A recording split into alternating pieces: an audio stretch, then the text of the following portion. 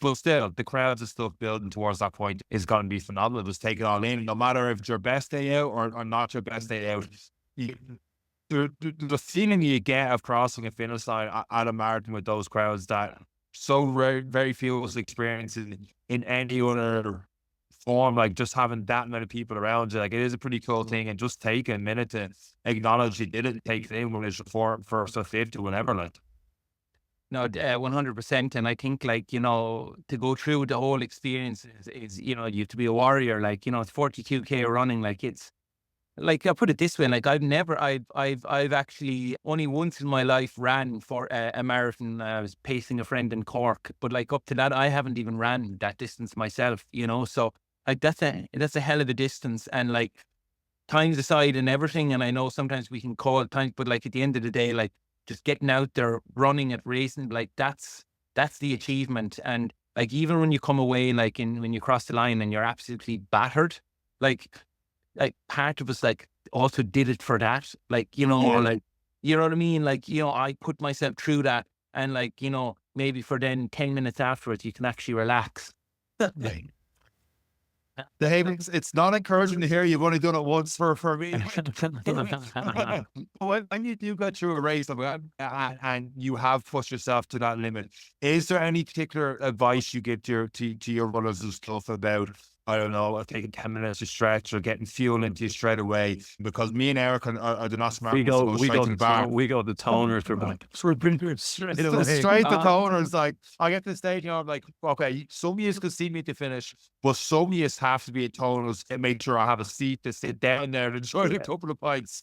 Yeah, no, I think like when you eat whatever you want when you're done, you know, it's done then. So whatever you're feeling, obviously get something into you. Now, sometimes it can actually be hard. You can actually be a bit upset in the stomach that much that you don't feel like, but you know, even just getting a banana, I think, whatever they're handing out there, or like even a bit of a sports drink in, just to like fuel up because you completely depleted. That will help recovery. Like, remember that, like, you have to recover from this now, like, you know. So I mean, even like, let's say if you had family members are there, let's say you just had a protein shake made. Do you know what I mean? Just a protein shake or a carb drink. It's like, I know all the work is done now and it's over, but look, just throw that into you and it'll actually just help with recovery. You know what I mean? And then go and eat whatever you want, to drink whatever you want for the rest of the day. And then what I would say is just in the coming week or two, a couple of things, like whether you're somebody who plans on kind of getting back into training again soon after, or you've no intention at all, just remember that your last run, you've absolutely smashed your body, and that, like, you know, there will be savage, you know, fatigue there and muscle damage done, right? So like, you know, just think the next week a little bit about things to promote recovery, whether it's like organizing a massage, whether it's going to the pool and sauna, maybe just spending a little bit extra time phone rolling mobility. Like, pay attention to how your body feels, because like, don't kind of go into do nothing for weeks after, leaving that residue in there, you know. So try and bring the body back like afterwards, because what'll end up happening is when the motivation comes back to do something else, your body will thank you for it then. Speaking on that, a lot of people are going to get the text message pretty much as they cross the finish line. They get the, do you want to buy next year's before we tell you your time this year? And message from Dublin City Marathon.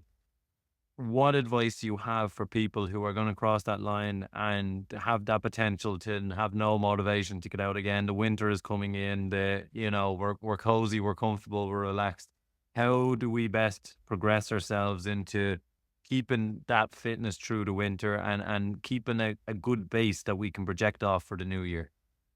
Yeah, well, like, you know, everyone after hard races like that are going to go through a little moment of deflation and lack of motivation, but like, you've put in a lot of work.